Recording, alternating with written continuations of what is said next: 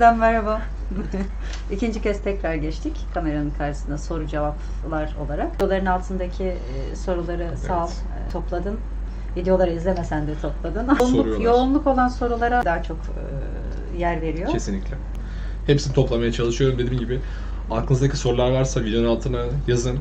Başkalarının sonu hoşunuza giderse onu da beğenin ki en çok hani şu beğenmiş diyelim. Onu ilk sormaya çalışalım ama hepsini sormaya çalışacağız gerekli. Geçenlerde adımı yazdım Google'a. Bir sürü şey çıktı. Evet. Yani kitapları yazıyor, biyografisi yazıyor, ondan sonra hayatı yazıyor. Senin de işte kendince hazırladığın sorular vardı ya. Hı hı. Bunların içerisinde de hani özel olarak sormak istedikleri şeyler varsa bir sonraki videoda da onları yapalım. Kesinlikle.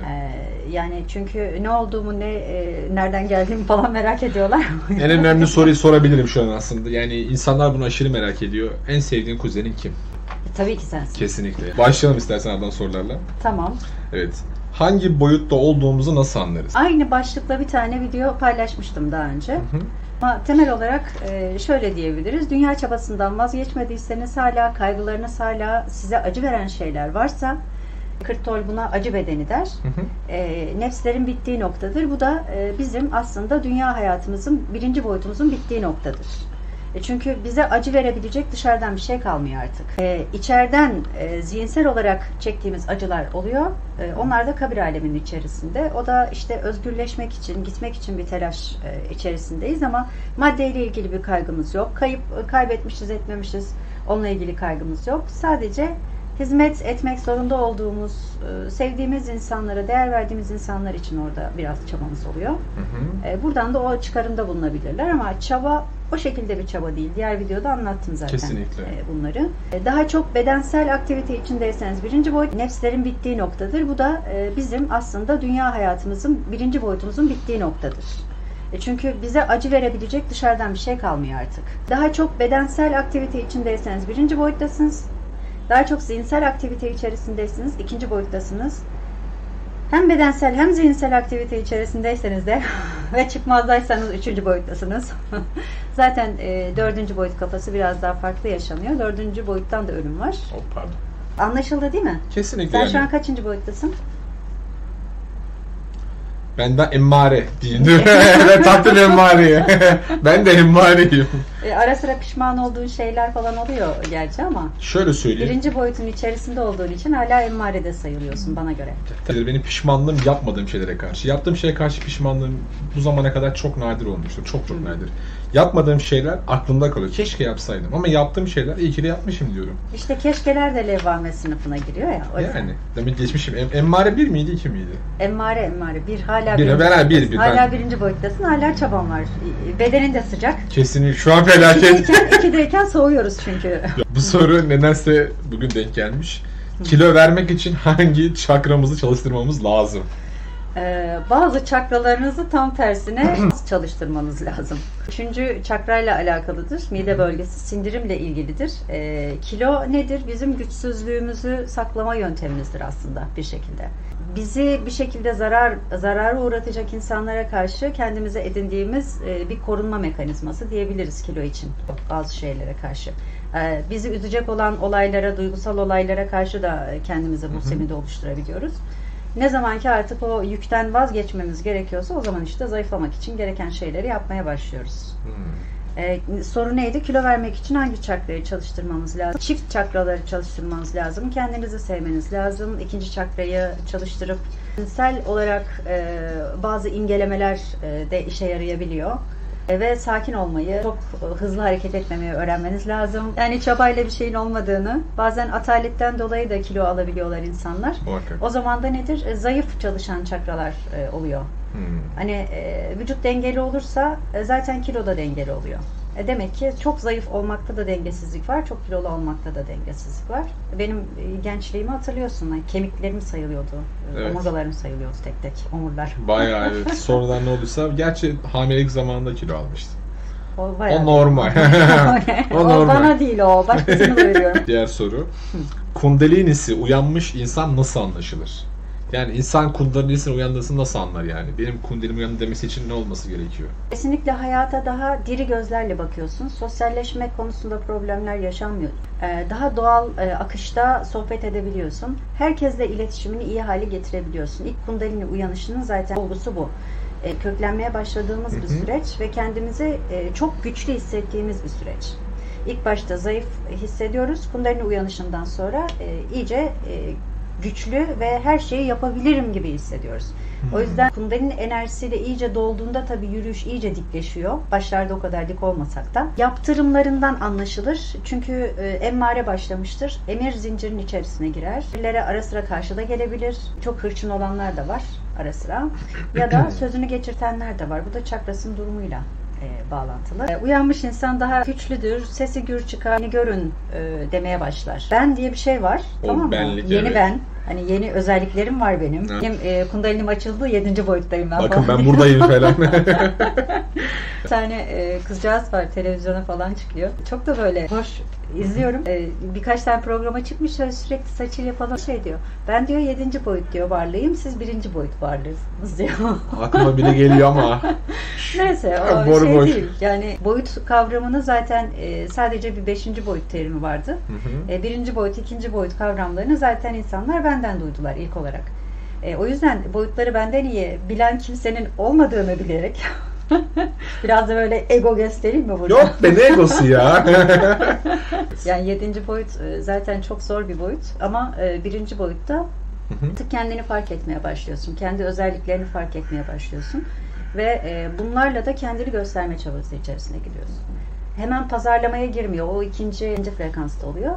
1. frekansta önce ben. Yani kendimi algılıyorum, kendimi fark ediyorum. Neler yaptırdığımı fark ediyorum. Evet. İşte o üniversite sıralarında Kesinlikle. sende uyanış başlamıştı yani o dönem. Kararsız kaldığım bir süreç vardı. Ne yapacağım, ne iş yapacağım, o bu falan sıkıldığım bir süreç vardı. Kesinlikle. Ondan sonra artık biraz daha kafa netleşmeye başlıyor ya. Yani şunu diyebiliyordum. Ben bu işi çalışmam diyordum ya. Hani ben bu işi yapmam diyordum. Hani baktım ihtiyacım var. Hayır, para en önemli konu Zaten para. o yüzden. Tek başına yaşamak için para kazanmak Kesinlikle. gerekiyor ya. Zaten yola girdikten sonra da ilk önce biz para telaşının içerisine giriyoruz. Yani bir güvencemiz olsun, kendi ayaklarımızın üzerine kesinlikle, basabilelim. kesinlikle. Haliyle de burada boy göstermemiz gerekiyor. Kanım İşte kaynadı. başkalarıyla kendine boy ölçüşmeye hani diyorum ya utanç duygusu, makam duygusu kalmıyor. Kesinlikle. Herkesle bir şekilde sosyalleşebiliyorsun. Uyanış başladıktan sonra böyle bir şeyimiz var. Ondan önceki çekingenlik durumu ya da işte ne söylerler falan durumu kalmıyor güçlendikçe. Ağlayanlar, dinlenenler var artık arkadaş. Kendi ellerinden tutuyor. Git. Yapamayanlar da varmış. Yapamıyor. Onun sonrasında fark ettim ben. Yani yola girenlerde daha fazla bir güç oluyor. Daha fazla bir şey oluyor, cesaret oluyor. O yüzden uyumsuz oluyoruz zaten. Aslında diğer çevrede. herkes bir barut. Ateşleyecek bir şey, bir faktör, bir etken olması lazım. Benim annem babam boşanması benim ateşleyici faktörümdü. Neydi soru bir daha oku? Unuttum. Kundalinisi uyanmış insan nasıl anlaşılır? Böyle anlaşılır. Böyle anlaşılır. Hani Ben bunu benim... yaptım, ben şunu yaptım. Aynen yaptım, ben hepsini yaptım. Bu çok sorulmuş bir şey. Aydınlanma için yaptığınız özel bir şey var mı? Nilüfer Hanım diye çok sormuşlar. Benim için. Kesinlikle sizin için. Yaşadım. Yeter. Aydınlanma için özel bir çalışma falan yapmadım. Çünkü benim ne uyanıştan, ne aydınlanmadan, ne tekamülden falan haberim yoktu. Gençlik döneminde benim mezhep savaşları Çok oluyordu. var. Mezhep savaşlarını hep mantıksız bulmuştum. Yani Alevisi, Sünnisi hepsi sonuçta insan değil mi ki diyerek o dönemlerde sorguluyordum zaten. Bir şekilde Alevi kökenli olduğum için beni çok dışladılar. Ortaokuldan itibaren dışlandım ben diğer arkadaş çevrem Evet. dolayısıyla. O yüzden işte biraz da orada kendimizi bir şekilde göstermemiz mi gerekiyormuş ne? Hani o yüzden Çıkman herhalde gerekiyormuş. fazla hızlıca Aynen. aykırı olduk, dışlandık. Dışlandığımız zaman da tek başına kalıyoruz, yalnız kalıyoruz ister istemez. Yalnızlık kötü bir şey mi aslında? Yok, ben çok seviyorum. Yalnızlığı zaten annem de hep der de bir dağ başına falan çık kızım sen. Sen de git orada bir hava al gel. İnsanların içine karışmıyorsun. Ben biraz asosyaldim gençliğimde. Aslında değil böyle. Gençlik demeyelim de çocukluk dönemim asosyaldi. Benim de öyleydi. Ne zamanki uyanış başladı ondan sonra öyle bir sosyalleştik geve sokamadılar. Ama benim bu tarz bir şeyim olmadı. Zaten hayatım hep sorgulayarak geçti. Mücadeleyle geçti. Kendi hayatımı toparlamaya karşı mücadele, aileyi toparlamaya karşı, yaşanılan zorluklarla mücadele. Yani ben hayatım boyunca aslında bir şekilde cihad etmişim. Hayatım boyunca derken dünya hayatımdan bahsediyorum. Bu da 27 yıl sürdü zaten. Benim 27 yaşında öldüm ben. Yani bir çabam olmadı. Zikir çekmedim. Ekstra her gün namaza gitmedim. Şeyler, Alevilerde cemler yapılır. O cemlere birkaç sefer işte başkalarının zoruyla aslında katıldım. Bana çok uygun gelmedi açıkçası. Yani biraz aykırı durumlar gibi geldi. Namaza da gittiğimizde teravih falan hani onların yanında benim kendimden geçiyor olmam, benim arada sırada namaza gittiğim halde ben kendimden geçerek oradan ayrılıyorum. Bayılıyorum ve beni eve öyle götürüyorlar. Ama yanımdakiler namaz sırasında dedikodu yapıyor, birbirinin eteğini çekiştiriyor, yani birbirine çimdikliyor falan. Böyle bir ben hani burası bana uygun değil. Yani bu insanların ya bulunduğu ortamda benim bunu yapmamam lazım dedim. Soyutladım oradan da yine kendimi bir şekilde. Yanlış geldi. Öyle Bir de yapmış. Cem'de yapılan şeylerde birkaç tane tabiler güzel, süpürgeyi vuruyorlar ya mesela. Değil mi? Can acıtma falan. Sesi çıkmayan ama Aynen. bir dede gelmişti. Dedeler sonuçta peygamber soyundan gelen insanlardır denir. Ama Hazreti Muhammed demiş hani silsileye takılmayın. Yani soya takılmayın. Peygamber kendi çocuğunu dahi söz geçirememiş yeri geldiğinde. Evet. O yüzden aileyle gelen şeyi soyundansın diye iyi olmak zorundasın anlamına gelmiyor bu. Soyla bir ilgisi yok. Yani. Bazı şeyleri tabii ki öğrenirsin edersin. Uygun olmayan şeyler oldu ama uygun gelenler de oldu. Önceden mesela eğer bir din seçme şansım olsaydı neyi seçerdim diye gençlik dönemlerinde 14-15 yaşlarında falan.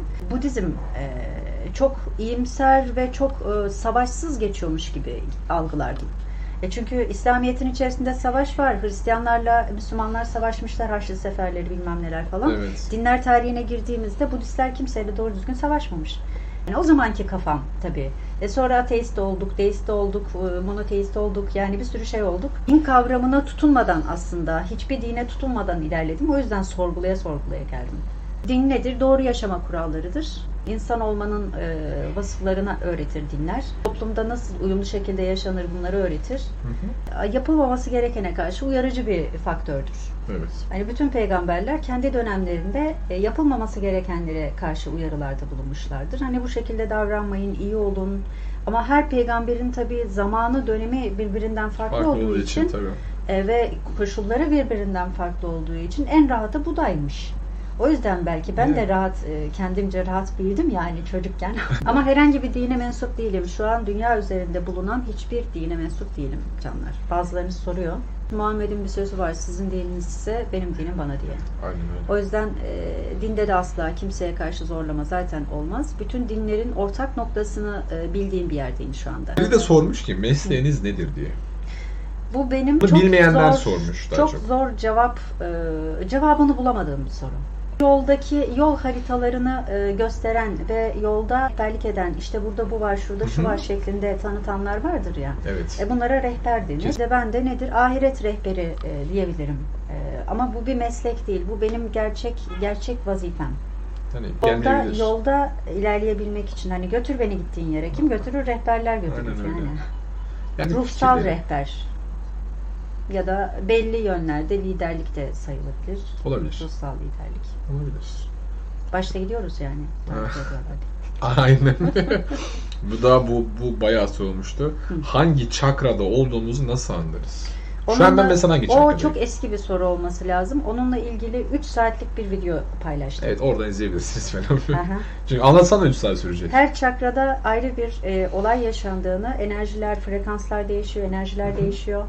Onun cevabını zaten orada bulacaklar. Basit bir örnek vereyim. Ben şu an kaçıncı çakradayım? Sen şu an 2. çakradasın. 2. çakrada olduğumun belirtisi ne peki? Belirtisi para kazanmak için kendini gösterebilme durumundasın şu anda. O da zaten onu anlattım. Bir sözü var Cübbeli'nin, diyor ya Yandık. hani sallayanın diyor 3 milyon takipçisi var diyor, biz daha 1 milyon ulaşamadık.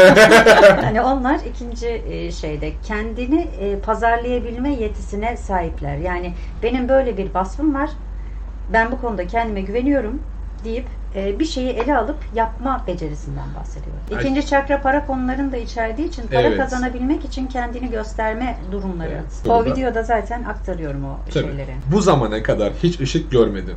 Herkes ışık görür mü diye bir soru sormuşlar. Bu da bayağı önemli olmuş. Karanlığın içerisinde birisi fener tutarsa ışık görür. Hastanede ameliyattan çıkarsa ışık görür. Önce karanlık görmesi gerekiyor, ondan sonra aydınlık görmesi gerekiyor. Tabii. Yani aydınlandı mı? Dünyada hiç lay lay lom diyerek aydınlanamıyorsun. Zaten aydınlığın içinde. Karanlığa gidiliyor ondan sonra. Tabii. Bir de şey sormuş. Peki ya hiçbir şey yapmamak, istememek hangi boyutu gösterir? Ataletten dolayı da olabiliyor. Ya da o kadar çok çaba göstermişsindir ki ama çabalarının sonucunda senin artık yapacağın bir şey kalmamıştır, yolun da kalmamıştır. Ondan sonra gidecek bir yerin olmadığı için artık yavaş yavaş hastalanmaya ya da tembelliğe doğru götürüyor kişiyi bu bazı noktalarda. Özellikle dünya nefslerinin sonuna doğru yavaş yavaş artık bırakmaya başlıyorsun kendini ama buradaki süreç bu. Hiçbir şey yapmayı istememek denmiş. Yapmak istememek atalet. Bunu yazan kişinin bakış açısından söylüyor. Tabii ben. Birinci boyutun göstergesi zaten. Ama ben de birinci boyuttayım. Benimki niye daha farklı? Kişiden kişiye değişik birinci boyutun gösterebiliyor mu? sonuna doğru oluyor. Ya da birinci boyutun başlarında olabiliyor. Birinci boyutun sonlarında olabiliyor. Bazen arada sırada hani büyük bir hayal kırıklığı yaşarsın. Hayal kırıklığından sonra birileri olumsuz bir şeyler söyler ve hiçbir şey yapmak istemezsin. Bu da işte atalet durumu. Enerjin düşer. Enerjin düştüğü zaman olur bu. Kabir aleminde zaten hiçbir şey yapmak istemediğimiz hiçbir şey kimse bize yaptırtamaz. O yüzden birinci boyuta ait bir şey yani. Kesinlikle.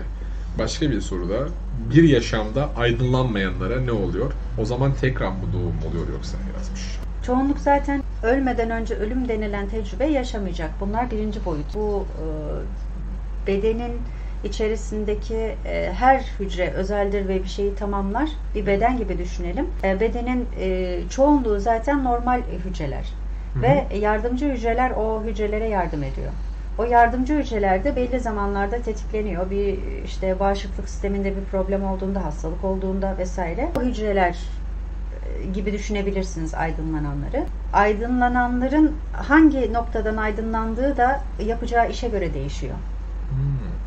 Onu videolarda anlattım. Sen böyle meraklı diyorsun. Hiç izlemezsen. İzledim de. İkinci boyuta geçince izlersin. Tekrar doğum diye bir şey yok canlar. Yani reenkarnasyon yok. Onu birkaç defa söyledik ama reenkarnasyonun olmadığını anlattığım videonun altına dahi reenkarnasyon nasıl olabilir ki, neden bahsediyorsunuz diye yazanlar oluyor. Şöyle düşün, bizim bir tane hücremiz gitti buradan ya da 10 tane hücre gitti. Hücre boyut değiştirdi, diğer tarafa gitti değil mi? Evet. Öldü, varlığı yok artık. Evet. Bedeni yok artık. Tekrardan geri oraya gelmiyor. Aynen, bu bedene tekrar gelmiyor. Öbür bedende ölü olarak artık atıl oluyor. Yani çöp oluyor bedeni. Boyut değiştiriyor. Ama nedir? Burada onu tamamlayacak yeni hücreler meydana geliyor ve aynı kodla aynı bilgiyle geliyor. O zaman kişi zannediyor ki buradaki bilgiye ben haizim. Bu kişinin yaşadığı şeyi de ben biliyorum. Ama buranın bilgisine buradaki de sahip olabilir. Hani bütün hücreler zaten sürekli mesajlaşıyorlar birbirleriyle. Yani biz kolektif bir şeyin içerisindeyiz. Birimizin hatırası belli bir algıya geldiğimiz zaman özellikle 3. boyut civarında bu reenkarnasyon ciddi anlamda artık ne derler? Sizin gerçekliğiniz gibi oluyor gibi. Yani başka dünyalara, hayal dünyası zaten orası biraz. Bir şey sormuş. Bilginizin kaynağı nedir? Niye güvenelim şimdi yani? Onu da soruyor herhalde. Bilgimin kaynağı yaşanmışlık ve hayatta edindiğim tecrübeler diyebiliriz. Yani her şey bir araştırma, geliştirmeyle değil mi? Bilgi böyle ortaya çıkar. Bir şeyler araştırılır, gözlemlenir, argesi yapılır. Ondan sonra sunumu yapılır vesaire. Daha sonra satışa sunuluyor. Bu da benim yıllardır biriktirmiş olduğum kendi hayatımla, başkalarının hayatlarıyla karşılaştığım bütün zorlukların sebebini bir şekilde idraklarla en sonunda fark ettikten sonra aradan kaç yıl geçti? 2013'te bunu fark ettim. 2017'de 4 yıl sonra bunu anlatmaya başladım insanlara. O 4 yıl içerisinde öğrendiklerim bunların tamamını böyle tekrar bir elekten geçirdi. En ince detayları kaldı. Eğer 2013-2014'te ortaya çıkmış olsaydım çok daha ne derler zihinsel bilgiyle yaklaşabilirdim. Mesela, sonraki döngüler benim o zihinsel süreçleri de aştığım döngülerdi. Evet. Tam gereken zamanda çıktığını fark ediyorum. Hani hakikatime ulaştıktan sonra bir şekilde Allah'ın hakikatini de algıladığı bir süreç. O yüzden bu bilginin kaynağı nedir derlerse Allah'tır derim. Yani Allah'tan geliyor. İnsanlar şunu düşünüyor galiba daha çok. Hani oturup yani günlerce kitap okudun yani yıllarca kitap okudun. Dışarıdan öğrenilmiş hiçbir şey burada paylaşılmıyor şu anda. Yani. Tamamen tecrübeyle sabit. Bu senin favori sorun herhalde. Evet. Dünya geneli kaçıncı boyutta? 2. Barış. Yani aydınlanacak olanlar ve yola girenler içerisinde bulunanlardan çoğunluğu ikinci boyuttalar. Yani şu an 8,5 milyar insanız desek 8 milyar ikinci boyutta mı rahat? Daha fazlası ya da. Yok, o kadar değildir. Sayı vermeyeyim yani. Tamam. Üzülmesinler Zaten falan. çoğunluğu aydınlanmayacak. Bu da son soru olsun. Yine kısa olsun videolar. Olmasın kısa ya. Biraz git yani. İyi. Uzatalım biz. İyi sen yaparız. bilirsin. Tamam. Video çok uzun oldu derseniz beğenin. Gerçi uzun video seviyorlar. Oturduğum sadece şey gibi böyle. Bir de Arkadaş oradaki diyorlar, muhabbet gibi oluyor. Yalnız çekin bundan sonra videoları. Öyle bir şey yok. Tamam, o zaman biz bunu bir kapatalım. Tamam. Eğer olmadı baştan çekelim. Olmuşsa şu an izliyorsunuz zaten bunu. Eğer olmuşsa izleyeceksiniz. Aha.